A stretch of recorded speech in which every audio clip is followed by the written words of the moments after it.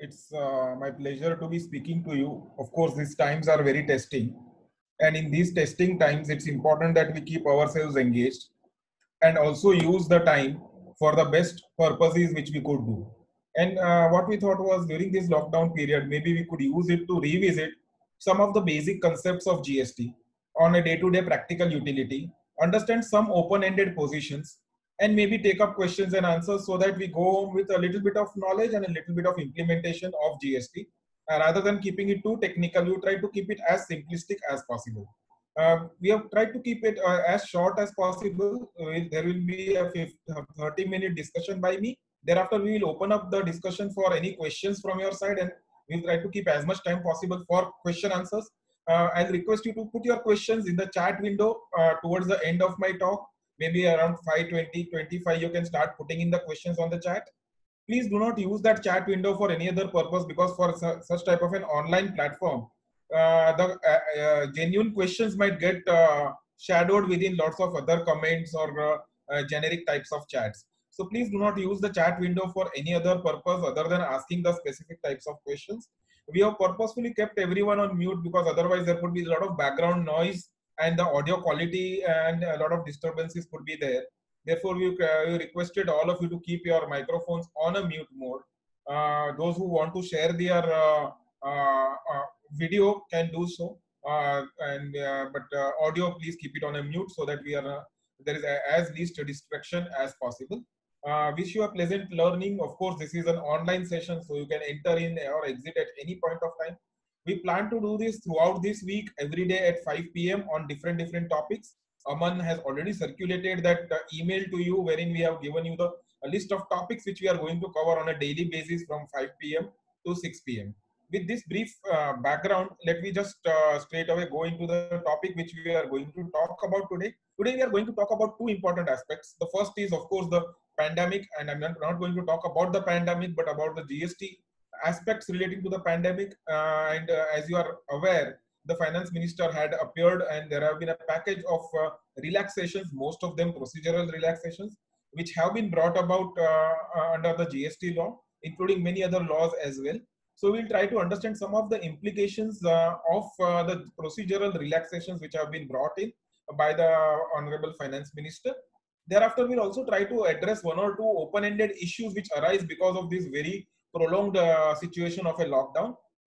Thereafter, we'll go into the main topic for today, which is going to be a discussion on the outward supplies, which of course is the core of the GST. Most of the organizations would be paying substantial taxes, collecting and paying substantial taxes on their outward side. So we'll be talking about that as well. And thereafter, we'll open up the floor for questions on any of these issues which we might have. On the procedural side, the first and the major issue which comes because of the lockdown is the possibility that any of the responses or any activity which has to be undertaken, which requires a physical presence, how do you undertake all those activities? You might have received certain notices from the department, and those notices could be of varied colors. It could be simplistic emails coming from the department for you to comply with certain information. It could be something like a reconciliation. It could be something like an e-way bill information. It could be a generic information. In many companies, there is an excise audit or a service tax audit or a GST audit which has been undertaken by the department, and that is ongoing, and there is some request for information which is pending. At some stages, you might have show cause notices issued by the department. In some cases, you might have orders issued by the officer on which you intend to file further appeals. You might be required to file refunds if you are specifically an exporter or governed under an inverted duty structure, or something which is very common in most of the cases of exporters is the requirement to renew the letter of undertaking. As you are aware that you are allowed a zero rating of export and an upfront exemption only if you have a letter of undertaking, and that letter of undertaking is applicable for a financial year. Unluckily, this entire period of lockdown and the corona issue has come up in a period wherein there was a financial year end which was coinciding. So for all of this, the government has thought through these entire issues, and what the ordinance does is it says that if any of the due dates are spanning between March and June, in all those cases, the due dates have been extended up to 30th of June. Therefore, if you have received any notice during this period, or maybe a few days before that, and the due date had not expired prior to the lockdown, you would now have a time up to 30th June to respond to that show cause notice. Similarly, for appeals and refunds and LUTs, Same way, any personal hearing notices, if they were issued before the lockdown period at the tribunal or at the commissioner office level or even at the normal adjudication level, all those personal hearing notices, the due date gets extended or the hearing date gets extended beyond June. And therefore, there is no worry of a non-compliance or an ex parte type of a situation happening because of non-compliance due to a force majeure, as we say, which has happened under this entire scenario. In fact, what they've done is they've introduced a section called Section 168A, which permits the government to provide all these relaxations in case of force majeure. And that force majeure has been defined specifically to include many other things, including the situation of the outbreak of a pandemic. While I'm talking about all these due date extensions, I think there are a couple of things wherein they have not really extended the due dates. The first thing which all of us do understand is the cases where you require registration. Of course, during the lockdown period, there will be very few situations where an SSE or new SSE would start doing transactions and would be required to mandatorily register. But if you have crossed the threshold limit during this period and you are erstwhile not registered, in that scenario, there is no extension of due date for obtaining registration. As you are all aware, the process of obtaining registration is online. So they would expect you to apply online and obtain a registration and then start complying with the various other regulations. Of course, the returns and all would get extended, but the basic due date for obtaining registration within 30 days from the date of crossing the limit of threshold of 20 lakhs has not been extended. Maybe a bit theoretical because most of us do really have registration. What is more important is the due dates for filing of returns has not been extended. This is contrary to many popular belief or misunderstanding. The fact remains that the due dates for GSTR 3B and GSTR 1, which are the two variations of the returns which we regularly file, none of them, the due date, the theoretical due date has been extended.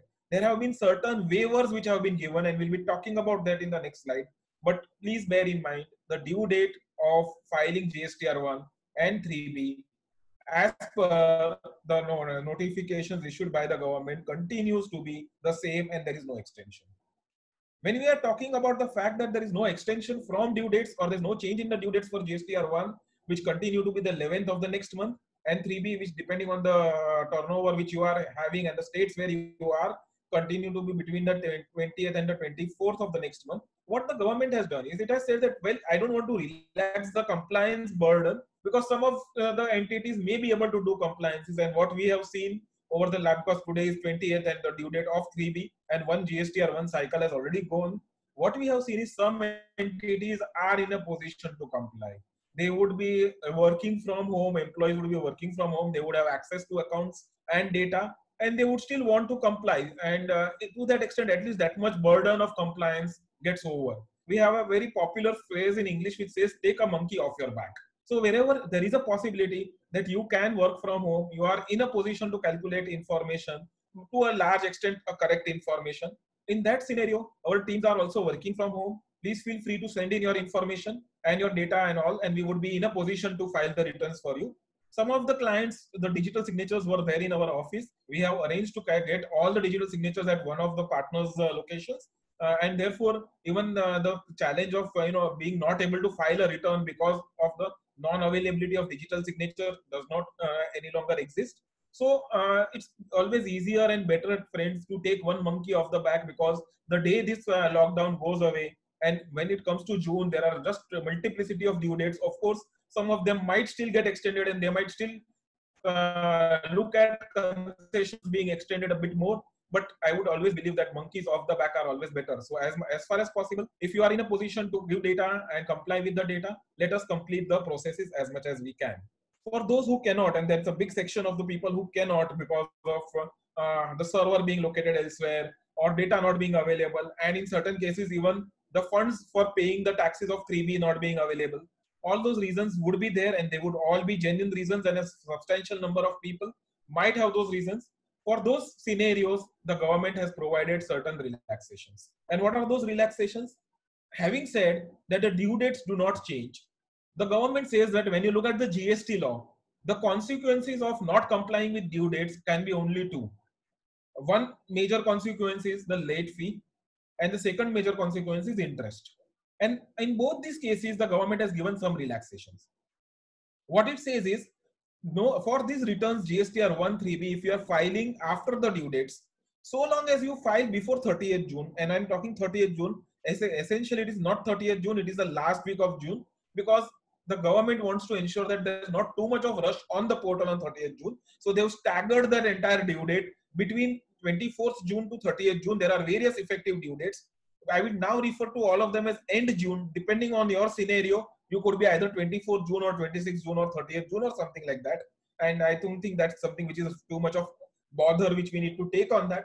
So essentially what we are told is, if you file the GSTR 1 and the 3B by those due dates, extended due dates, because original due dates have already lapsed, in that case there is a waiver of late fee. So you will not be charged any late fee.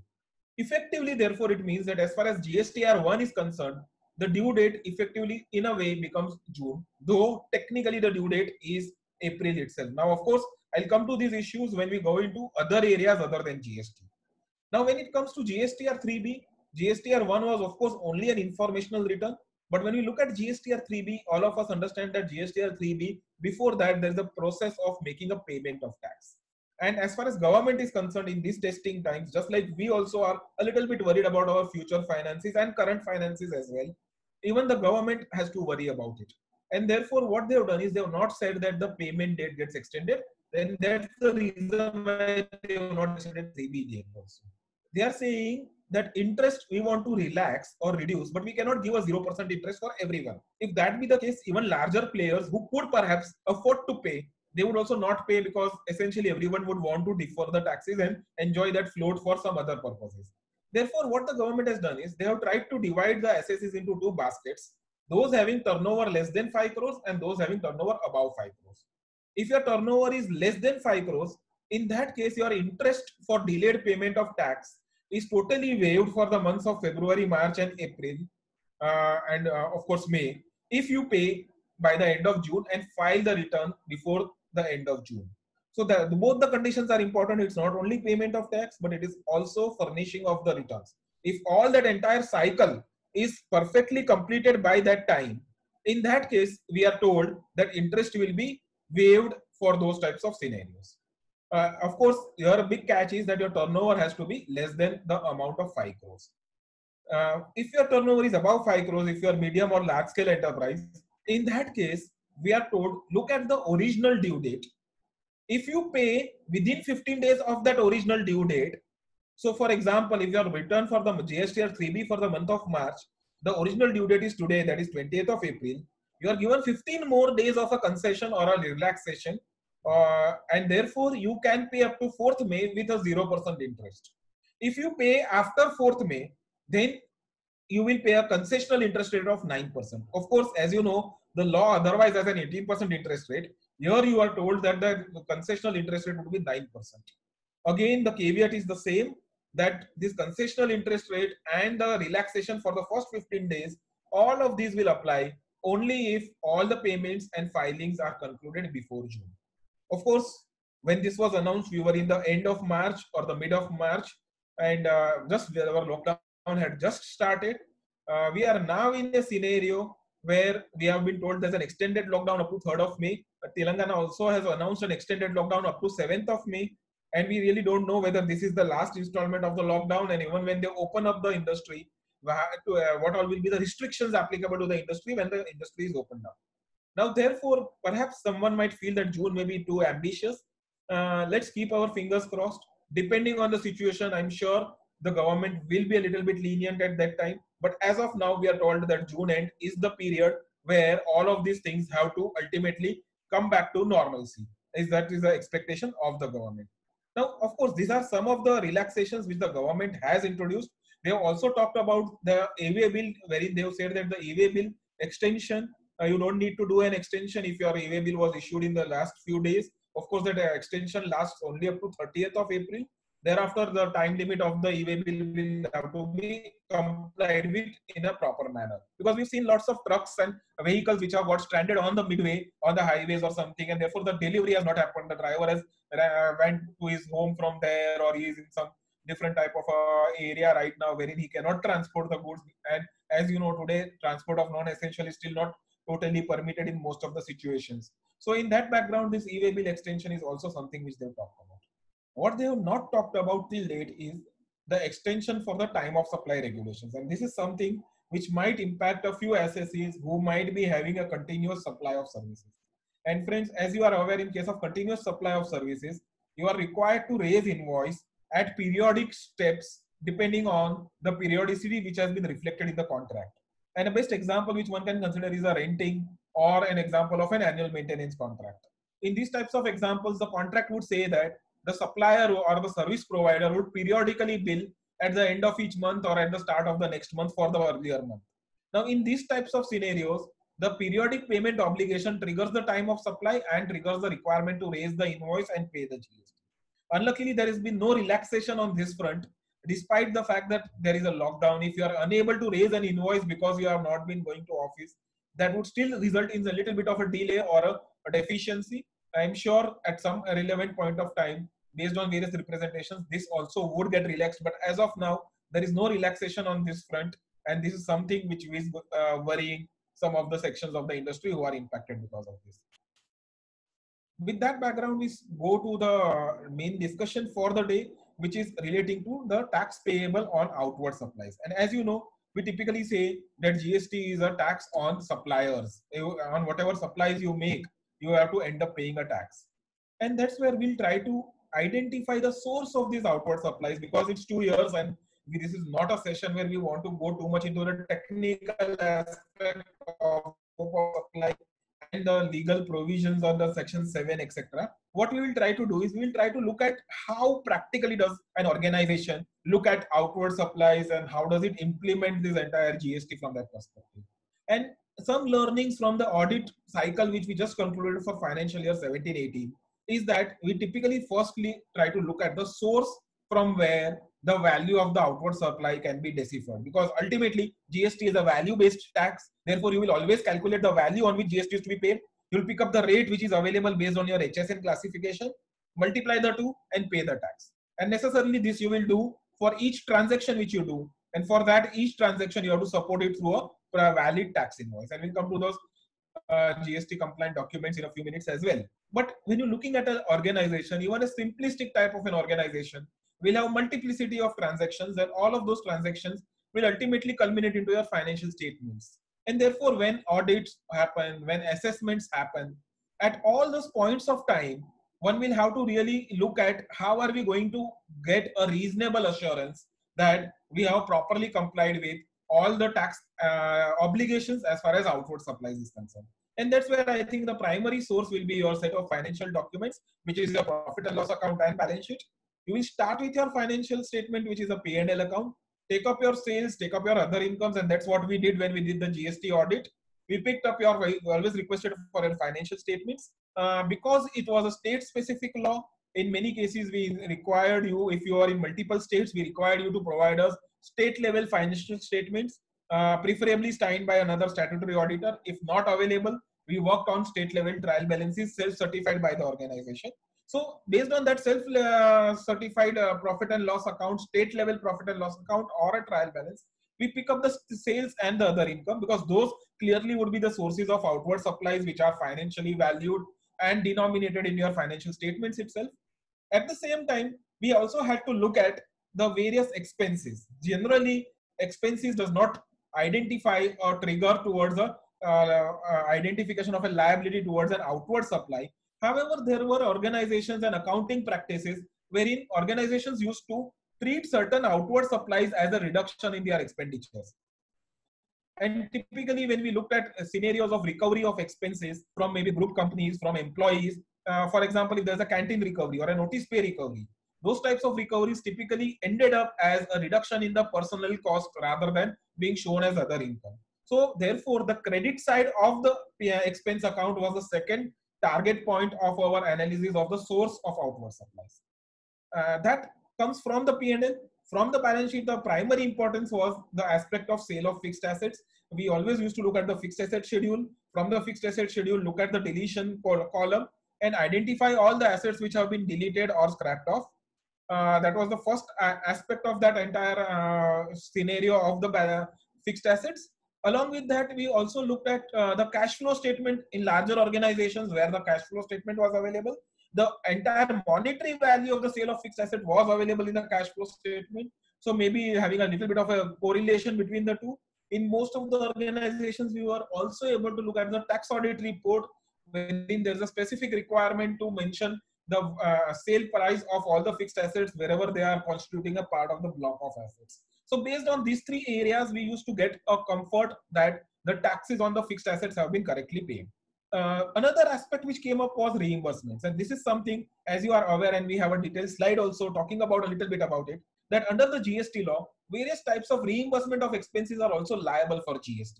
And most of the organizations in their accounting documents would treat these reimbursements not as a part of their P&L account, but as a balance sheet item. Now, this was something which took us a little bit of time because each organization, there was not a uniform policy. Some organizations used to take it to a liability account. Some organizations used to take it to a client account. Some organizations had a separate OPE account. And depending on the type of the organization, we had to take information from the clients and look at those areas for finding the source for such reimbursement claims on which GST becomes payable. Having said that this is coming from the financials, we were also aware that under GST, there could be certain transactions which may not appear or reflect in your financials, and they may still be liable for GST. And the most commonplace example is the concept of branch transfers, which are deemed supplies. As you are aware, if you are into two or more states and you supply some goods or services from one state to another, it is deemed branch transfer or a deemed supply under GST. You are required to value that supply and pay the tax in the dispatching state and claim the credit in the receiving state. Of course, this was clearly an out-of-books adjustment. In some places, we were able to identify the sourcing from the inventory records, but to a large extent, this was based on the various circumstantial documentation, and including some reports or the which have been generated from the ERP. Similarly, in certain organizations, there is a concept of reverse supply. What does this reverse supply mean? As you are aware, in the pharma sector, there is a lot of goods rejection which happens all the way from the chemist to the distributor to the master distributor, and from the master distributor to the manufacturer. Ideally, these returns of goods are treated as a sale reduction. But because of a circular issued by the government and because of various practical purposes, what many organizations are doing is they are saying that treat these purchase returns as a sale. Do not treat it as a purchase return by the chemist to the distributor, but treat it as a sale by the chemist to the distributor. These types of reverse supplies also perhaps at times may be outside the purview of the entire financials, or it may appear as a reduction in purchases in their financials, yet it may appear as an outward supply under the GST. Same way, a delayed job work, wherein if you are sending some goods for job work, you are required to get the goods back in your premises within a period of 1 year. If you are not getting it back within a period of 1 year, then it's a deemed supply under the GST law. You are required to pay a GST on it. It may not appear in your profit and loss account or balance sheet. And those are again adjustments which one will have to be careful about when you are looking at the source of the outward supplies. Having said that, the first aspect of your GST audit process would be to identify the source and get a comfort that all the transactions which are liable for GST during a period, there is a compliance and they have been included into your value of taxable services. Then comes up the question that how are you going to deal with these transactions under the GST law? And as you are aware, of course, the default case is that supply would be taxable on forward charge basis, which means that when you are raising an invoice on the customer, you will charge a GST on it, and you will raise an invoice and you will collect the GST from the customer and pay it to the government. However, there's something known as reverse charge mechanism. We have a detailed session wherein we will be talking about reverse charge mechanism separately. But as a supplier, if you are providing certain supplies on reverse charge basis, you might still need to, if you are registered, you still need to raise a tax invoice. Only thing which you have to do is in the tax invoice, you have to tick the column which says that the transaction is liable for reverse charge. Once you do that, you don't end up paying the GST, though you still upload it on your GSTR1. And therefore, there is a little bit of a compliance requirement as far as registered suppliers undertaking reverse charge mechanism is concerned. So if you are an exporter, you are given a benefit of 0 rating, or even supplies to SEZs are 0 rated. So you can have a 0 rating, and 0 rating, as you know, under the law, there are two options. You can export without payment of tax, or you can export on payment of tax.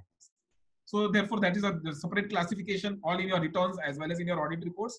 Thereafter, you have cases where there is no tax liability, and those cases typically would be exempted supplies, which would include basically any supplies which is exempted through a notification. You might be storing some agricultural produce. It is exempted under one of the notification entries. You might be having a GTA less than 1,500. That again is an exemption. So those types of exemptions which come off through a notification or in case of products come up through a nil rate schedule, all of them are defined as exempted supplies.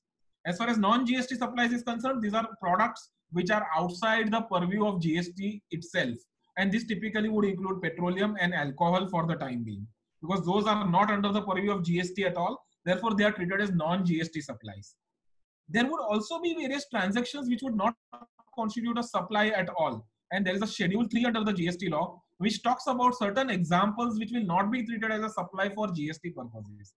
A commonplace example is high seas sale. If you are an importer, you might sell the goods when the goods are on high seas before they have crossed the customs frontier.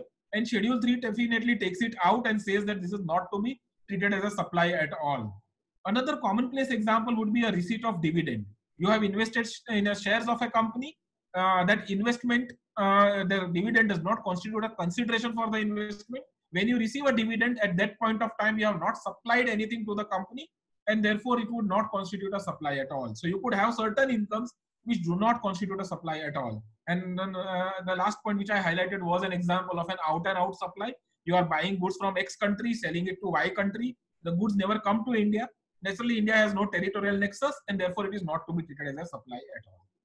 So this is how you would, having understood what is your turnover which is liable, total turnover which is liable, you will then slice that turnover into these many components, and in each of the components necessarily you will apply the tax rates and different consequences will apply. As you will note that it's only the first case where you will ultimately end up paying a tax. Of course, the third case you will pay the tax and file a refund. In all the other cases, there's no question of paying a tax. But of course, in GSTR 3B and in your GSTR 9, there are requirements to disclose information in this regard. That takes me to the last part of the basic source aspect, wherein we look at what are the types of compliances which are required. When GST was implemented, we talked about it in a lot of detail, and I'm sure many of us have actually gone ahead and implemented in the correct perspective. But I think this was also a time where we can revisit a few of those aspects and see whether there are some changes which are required in that concept. So as you are aware that the primary document wherever you are charging a tax is a tax invoice. Please note that this tax invoice will apply both in cases where you are a forward charge as well as reverse charge. In both the cases, the supplier is required to issue a tax invoice. Only difference is in the first case, he will not take the column reverse charge applicable. In the second case, he will take the column reverse charge not applicable.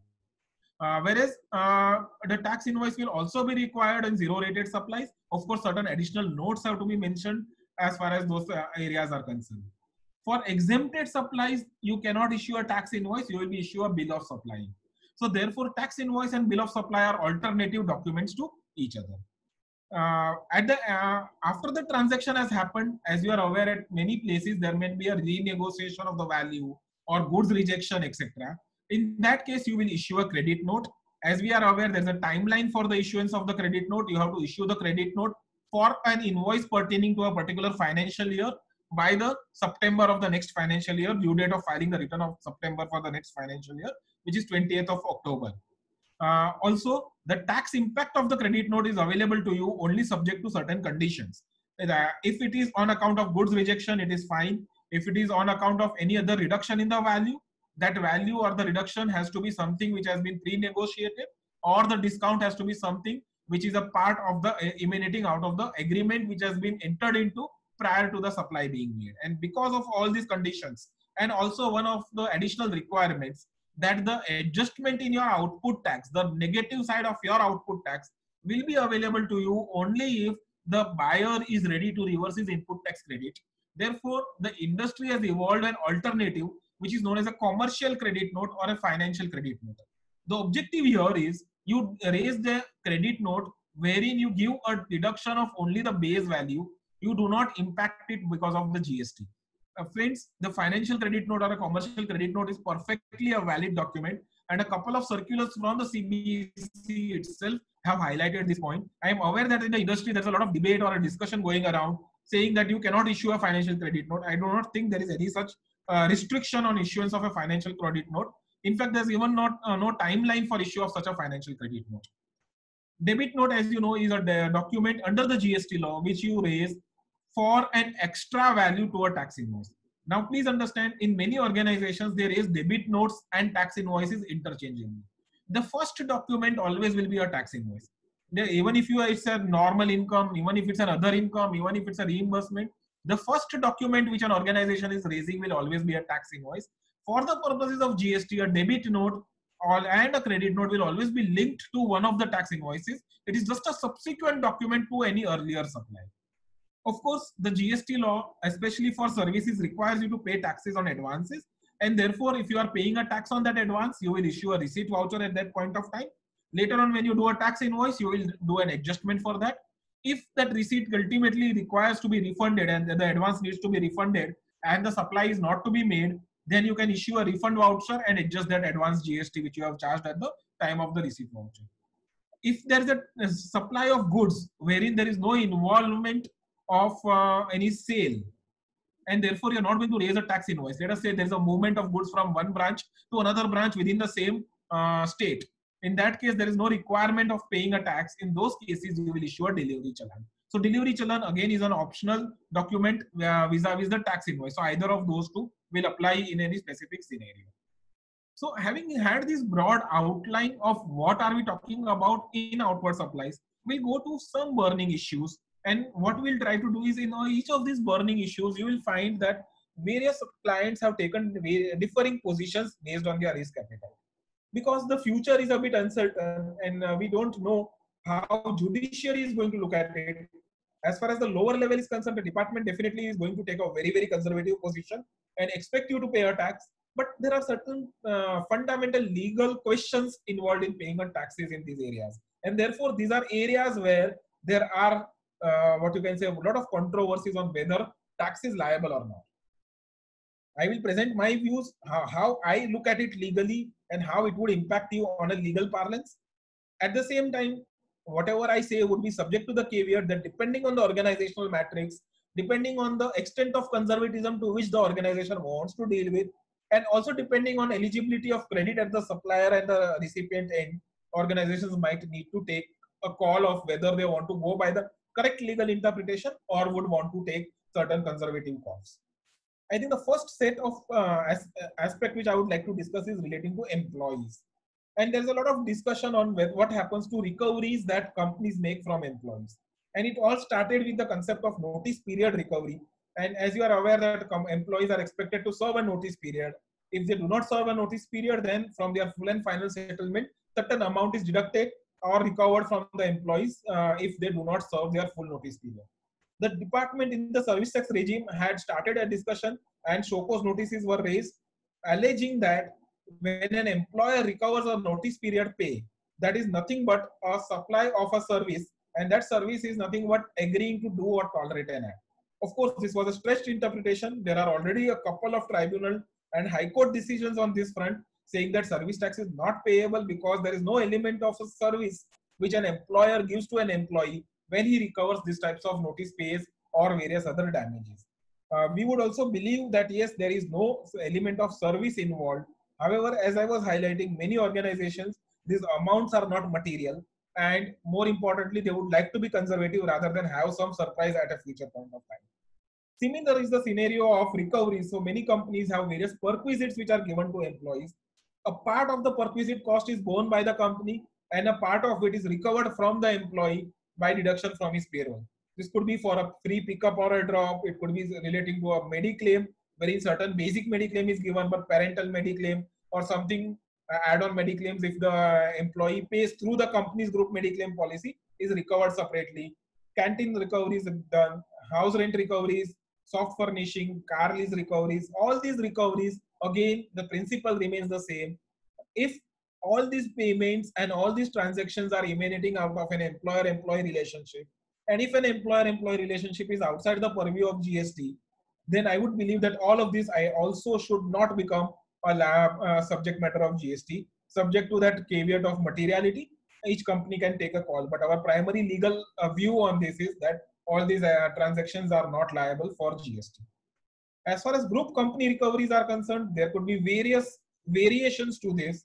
And I think the first scenario is a scenario where a company, a group has, let's say, 3 or 4 companies within that group.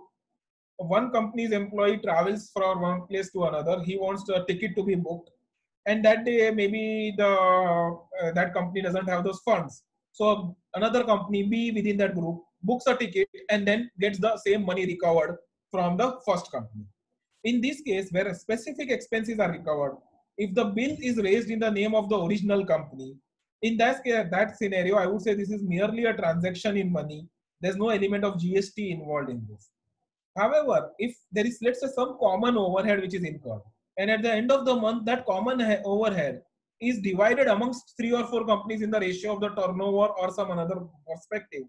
Again, one can argue that this is nothing but an administrative convenience that one company pays the, let's say, the rent for all the 4 companies, and thereafter it recovers one fourth from each of the companies, and it's just an apportionment or an electricity cost in that manner. It is possible to argue in the service tax regime we already have a Reliance tribunal decision in this regard, and one can look at that decision and say that there is no element of service. But the practical aspect which comes here is that the underlying vendors would have charged GST to the first company. Now, if it wants to claim that credit, it is necessary that the output should be taxable. And therefore, to maintain the credit flow, it may make sense to keep a little bit of a conservative position on this front.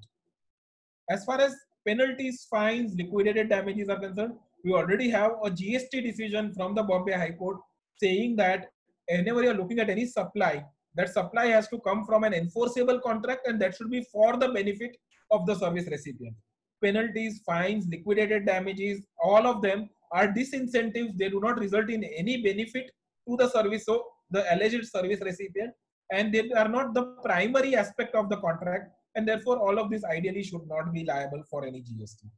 As far as reimbursement is concerned, again my answers would be the same. There is a scope of pure agent wherein they have talked about 4 conditions to be cumulatively satisfied. Firstly, satisfying those conditions itself may be difficult. More important than that, in order to ensure a free flow of credit, one would ideally want to ignore this reimbursement claim. Let the vendor charge me the GST, I will charge the GST to my client and the reimbursement bill. And accordingly, there is a free flow of credit which happens if you ignore this concept of reimbursement. Of course, if you are adventurous enough, we can keep on fighting and then there would be litigation. After a few years, you might get some certain answers from the judiciary on this front. That takes me to the next aspect of branch transfer, and we kept on discussing this to a large extent. Most of the organizations have implemented already branch transfer of goods in a very methodic manner. Some of them might have good mechanism to identify branch transfers of assets as well. In some organizations, it may not be so systematic. I think this is a time when one will have to really relook at the policies, because as time progresses, I'm sure the assessments will happen, and the department may not be very courteous or casual in looking at these types of transactions. Also, one aspect which one needs to debate is whether all interstate movements of goods will trigger the requirement of branch transfer. And our view is no. There could be many scenarios where you are moving goods as a part of providing a service, or it could be an asset which you are taking. If you are a construction company and you have got a job of construction in another state, you might be moving an asset only as a necessary consequence of that rendition of the construction service. In those cases, we are saying that there is no requirement of triggering a branch transfer for those types of assets. As far as services are concerned, I would divide the services for branch transfer into 2 broad areas. One is project related costs. For example, if I have taken up a contract of advisory contract from a state A, and a part of the resources are employed from state B, necessarily state B is providing a project related support to state A, and there clearly we should have a branch transfer from state B to state A. However, a larger debate arises in case of indirect costs. Each of the organizations would have a corporate office in a city like Bombay or Delhi. And when you have a corporate office which caters to the requirements of many branches, in general, there would be a legal team sitting, there will be a finance team sitting, there will be an HR and a marketing team sitting.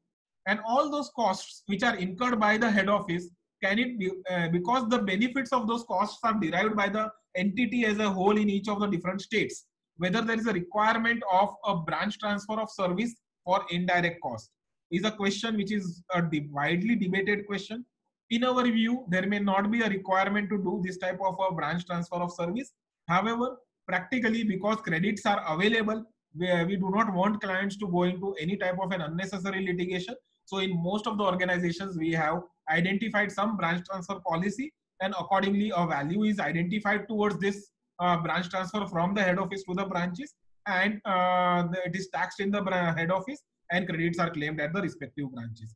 One saving grace is proviso to Rule 28, wherein we are told that the value which you identify will not be questioned where full input tax credit is available to the recipient branch. So we are taking shelter of that and looking at some valuation mechanism, some logical basis of value, and that basis, on the basis of that valuation, maybe quarterly, half yearly, or on an annual basis, depending on the complexity of the organization, we are undertaking this branch transfer of services as far as corporate head office is concerned. That takes me to discounts, and we've already discussed that discount is eligible as a reduction only if it's a part of an agreement and a credit note is issued before the September of the next financial year, and the credit note is linked with the invoice and the buyer reverses the credit. And therefore, if this is really difficult to comply, commercial credit notes can be a solution which can be examined. As far as sale of fixed assets is concerned, for motor cars, there's an interesting margin scheme which has been available for sale of used motor cars, wherein you will only calculate the tax on the sale price minus the written down value as per income tax. Our practical experience is in 80 to 90% of the cases, this turns out to be negative. That negative has to be ignored, and therefore, for older assets, typically in many cases, we do not end up paying a tax. Of course, there's also another rate notification which gives a reduced rate and a waiver from compensation, says if the motor car was purchased before 1st of July and input tax credit was not claimed under the old law. As far as other fixed assets are concerned, you are required to pay a tax on sale of on the sale price itself. If you have purchased the asset after 1st July and you are selling it right now, you have to make sure that your transaction value is not lower than the government prescribed depreciated value. If it is lower than the government prescribed depreciated value, then to the extent of that difference, you have to reverse the input tax credit which you have already availed. Zero rating, of course, is applicable, as you are aware, for SEZ supplies and export of services. A couple of burning issues which come out from that is, as far as SEZ supplies are concerned, especially in examples like hotels, where you have a place of supply rule which says that it is the location of the immobile property, and the SEZ rules say that it is IGST, whereas the normal place of supply rules would suggest C plus S GST. In this type of a scenario, will the SEZ rule override, or will the place of supply rules override? Of course, there is already a AAAR ruling and a circular, both of them correctly laying down the position that the SEZ provision will override. Therefore, if an SEZ unit obtains a hotel accommodation service or a motor car repair service from a unit located in a non-SEZ area, the hotel unit or the motor car unit will be charging IGST, and subject to the use of the products for the services for the authorized operations of the SEZ, they can also permit a zero rating and the LUT being there. So that is one area which I think has been a little bit of controversial, and therefore I thought it may be important to discuss. As far as export of services is concerned, there are around 5 tests which they have laid out. Of course, the important one being receipt in convertible foreign exchange within the timelines prescribed by the Reserve Bank of India. And if that has not been satisfied, then there is a provision which says that if ever refund you have claimed, you have to give it back, and in case of services, you have to pay the taxes. Now, of course, originally this provision, Rule 96A, was applicable only for services. Now 96B has been inserted recently, just a few days back, wherein they also require exporters of goods to realize the money in convertible foreign exchange. And they've talked about recovery of refunds if the convertible foreign exchange is not realized. Of course, there's a constitutional debate on this, but more importantly, it's important for all of us as taxpayers to make sure that we realize the money in convertible foreign exchange within the famous stipulated timelines. And if those timelines we are unable to recover, then maybe make an application to RBI for an extension of the timeline. If that extension has been obtained, then you do not have any prejudice under the GST law. If that extension is not obtained, then you have challenges and you might be required to reverse or refund the give back the refunds which you have already claimed.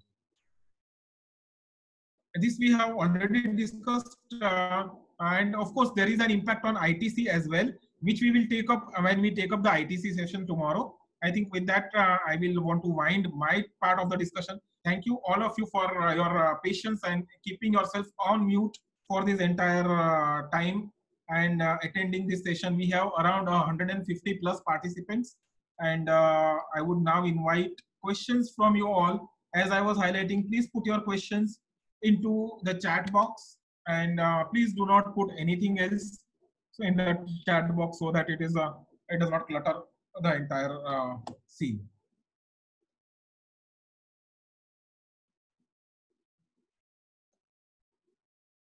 Yes, there is an interesting question which has come up from Vijay Mangalam, wherein he is asking that is what is the date up to which you can claim an export refund. So when you look at the law, the refund claim has to be filed within 2 years from the relevant date, and that relevant date is the date of filing the return.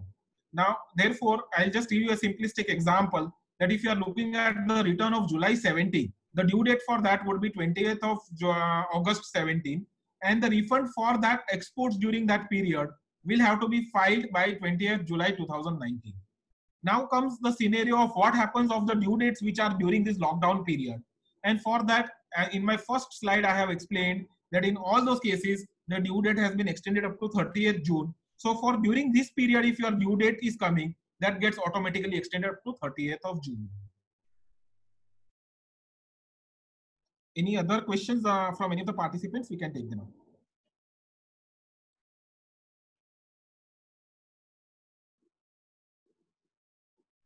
Yeah, we have a question from Jayesh Patni. He says that the GST due date has not been extended. Will the interest be payable on net GST or gross GST? And this is again one very tragic situation which had happened. The GST Council in one of the meetings in December 17 had said that GST will be interest will be payable on the net amount. However, the way the section was drafted, it was not very happily drafted, and therefore the Telangana High Court in between came up with a situation that you have to pay GST on the gross amount.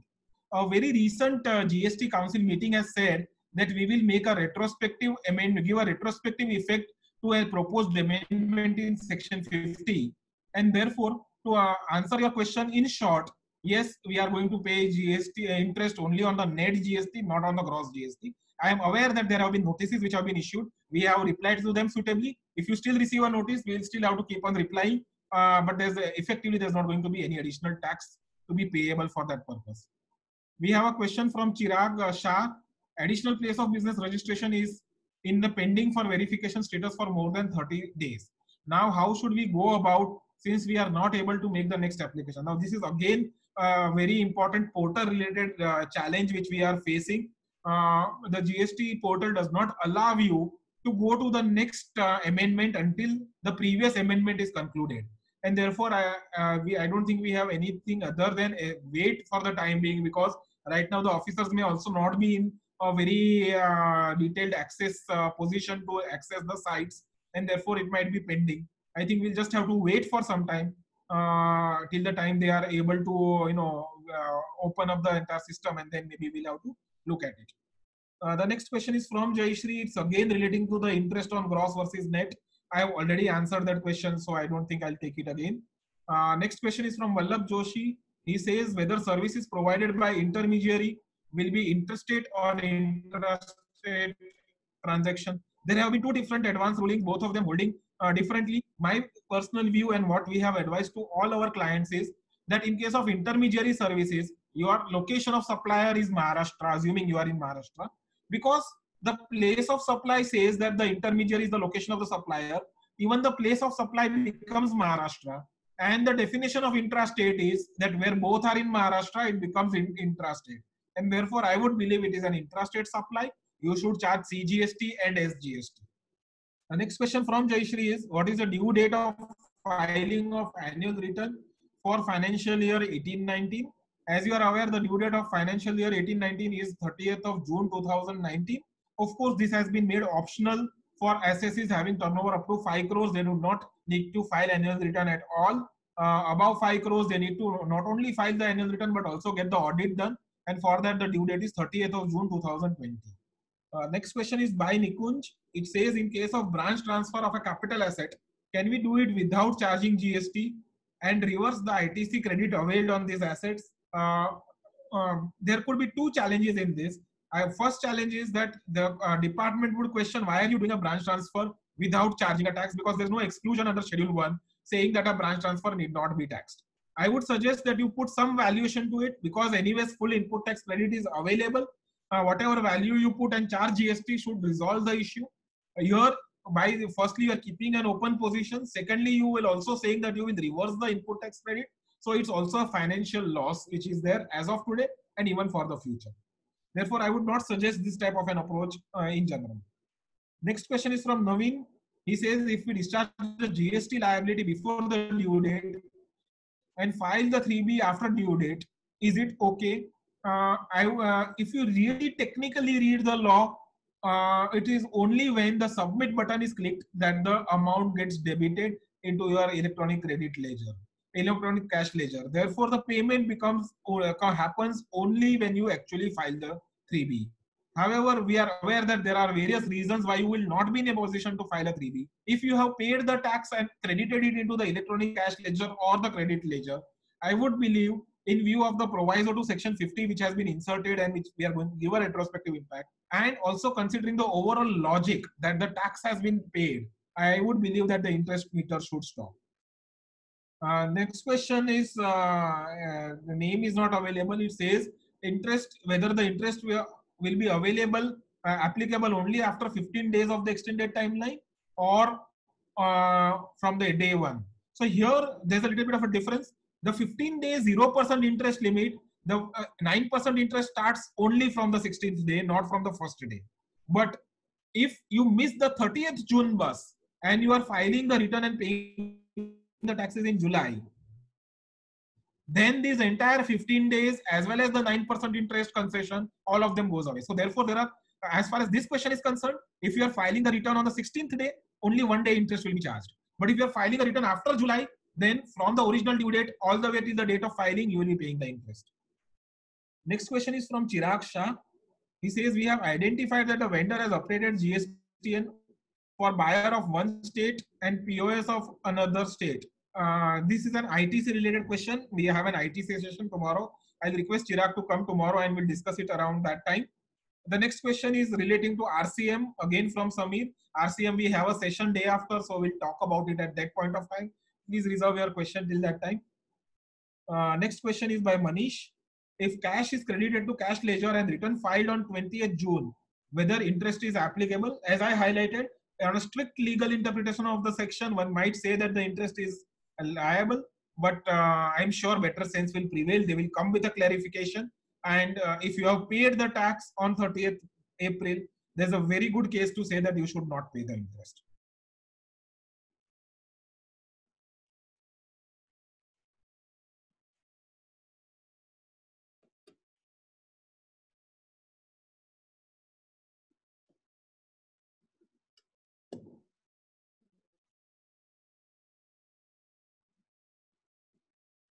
If there are more questions, we will take them.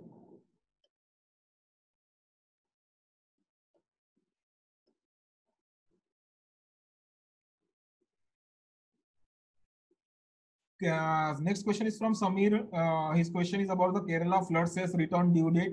To my knowledge, there has been no specific type of an extension. And then you will also have to go to the force majeure provisions because even Kerala today is on a lockdown scenario. Therefore, by general principles also, this should be treated as a holiday and it should be treated as extended. But I am not aware of any specific extension which has been provided for the Kerala flood cess return. Chirag's next question is, marketing materials can be sent without GST interstate. This is one interesting aspect which one has to look at. One will have to see whether you are, because if you look at the schedule 1 entry 2, it says supply of goods, and goods would include marketing materials. I don't think there's any doubt on that front at all. As far as marketing materials are concerned, they would be goods.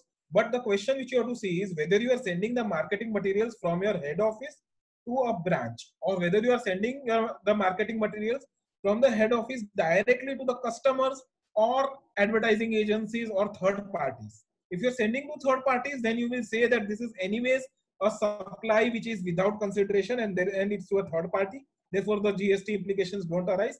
But if you're sending it to a branch, which in turn will send it to the dealers or distributors, etc., then there will be a GST implication and you will be required to pay a GST. The next question is from Jayashri. It says, in exports at the year end, the goods are in transit.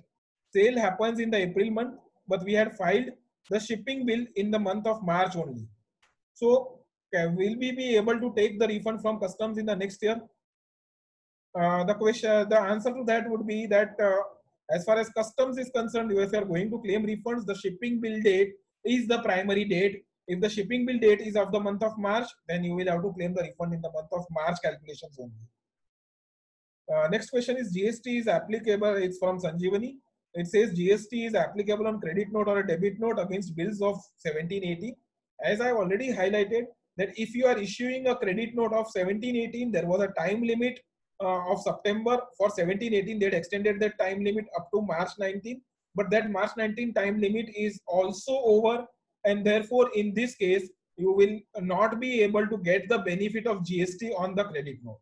You can issue a financial credit note or a commercial credit note, but you cannot issue a GST credit note by saying that I will pay less GST in this month. That is not permissible in this type of a scenario.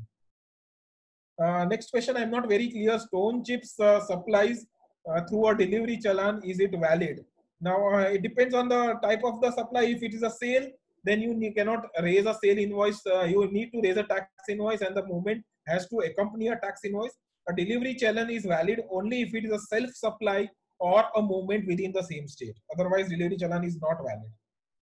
The next question is from Vallabh Joshi. Is it mandatory to obtain registration in each state even if entire services are provided by the head office and the branch is only for effective communication and monitoring? A conservative view would be that in view of section 25, each branch in another state is treated as a distinct enterprise, distinct person, and therefore one would believe that that branch is providing a support service to the head office, requiring it to register in that state, charge GST to the head office, and the head office can claim the credit in this scenario. The next question is, should there be a GST charged for a gas reimbursement? This would again depend on the facts of the case, but a conservative view would be that you charge a GST and claim the credit of the GST which has been charged by the gas supplying company. Next question is from Atul.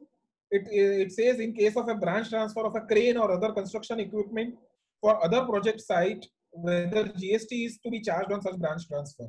Now, this is a little bit of a touchy issue. There is already a couple of advance rulings on this front in the case of Sangvi movers, and one will have to be careful about the positions. A lot depends on the type of the positions which you have taken. In many cases, construction companies obtain a site-specific registration in that other state. So if I am registered in Maharashtra and I take up a construction site in Tamil Nadu and I have obtained a registration in Tamil Nadu, I would do a branch transfer from Maharashtra to Tamil Nadu, claim the credit in Tamil Nadu. That's a more easier, conservative, and a better approach. However, if it's a one-time job, maybe a few days or so, and I have not obtained a registration in Tamil Nadu, I'm going to raise an IGST invoice from Maharashtra, then I can take a view that this supply of the asset is a movement of the asset is consequent to my supply of service, and then do it on a delivery channel. Please note that this is going to be difficult. There will be certain difficulties which might come up at the time of e-way bill interceptions and things like that.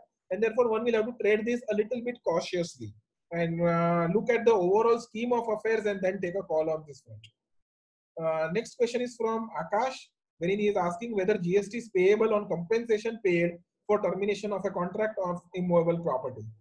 As I was highlighting earlier, that any compensations which are for termination of contract do not by themselves constitute supplies, and therefore there is no question of payment of any GST on these types of transactions. However, this again would be litigating, so you'll have to take a call based on that. Next question is from Mahendra Patankar, whether any unadjusted advance is to be claimed as refund if no future bill in that state or any other alternative. In these types of scenarios, you can claim a refund, and there's no other alternative naturally, because anyways there's no future tax to be paid. You can file RFD 01. You can first take it into your electronic cash ledger, and from there you file an RFD 01A, and you can get a refund of the electronic cash ledger. The next question is from Vinod Lalwani. His question is, in case of joint employments, what is the legal position in GST? Is it allowed? I would believe that yes, there is a possibility to say that a single employee can be an employee of more than one company. There are already 2 or 3 decisions under the service tax law, and I think the legal principles would continue to be the same. You could have a joint employment possible. Next question is from Jyoti. What she asks is, would insurance claims received for the goods damaged be treated as outward supplies? In my view, insurance claim is not towards any supply at all. There is no question of paying any GST. on these types of insurance claims at all.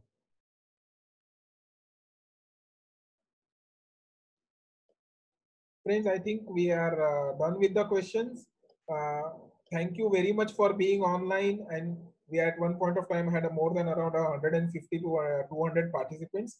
It has been a pleasure to have you all today. And we would be continuing this series throughout this week. And please share your feedbacks, maybe by an email or something. I don't want this entire chat to be, this entire thing to be, very clogged up with those types of things.